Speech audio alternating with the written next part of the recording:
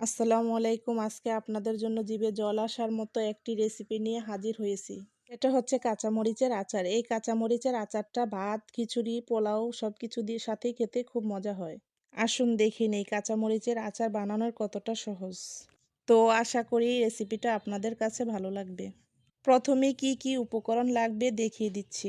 কাঁচামরিচের আচারের জন্য লাগবে 1 কাপ রসুনের কোয়া, তারপর আছে সরিষার তেল, স্বাদমতো চিনি, শুকনো মরিচ, বোম্বাই মরিচ, কয়েকটা জলপাই, তারপর তো আছে কাঁচামরিচ। এখানে একটি বাটিতে সবগুলো মশলা নিয়েছি। যা যা লাগবে তা হলো মরিচের গুঁড়া, হলুদের গুঁড়া, পাঁচফোড়ন, ধনিয়ার গুঁড়া, জিরার গুঁড়া, তারপর আছে সরিষার বাটা। চলুন তাহলে শুরু করা যাক কাঁচামরিচের আচার। প্রথমেই প্যানে সরিষার তেল দিয়ে দিচ্ছি।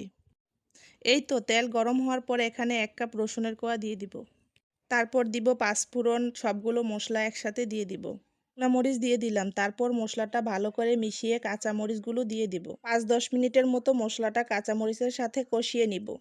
তারপর সরিষা বাটা দিয়ে দিব। তারপর একটু কষিয়ে নিব। এখন দিয়ে দিব জলপাই।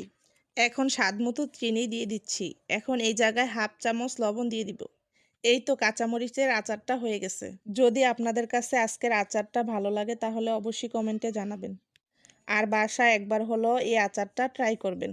এই আচারটা আমার কাছে সব কিছু দিয়েই খেতে খুবই ভালো লাগে। সবাই ভালো থাকবেন। আল্লাহ হাফেজ।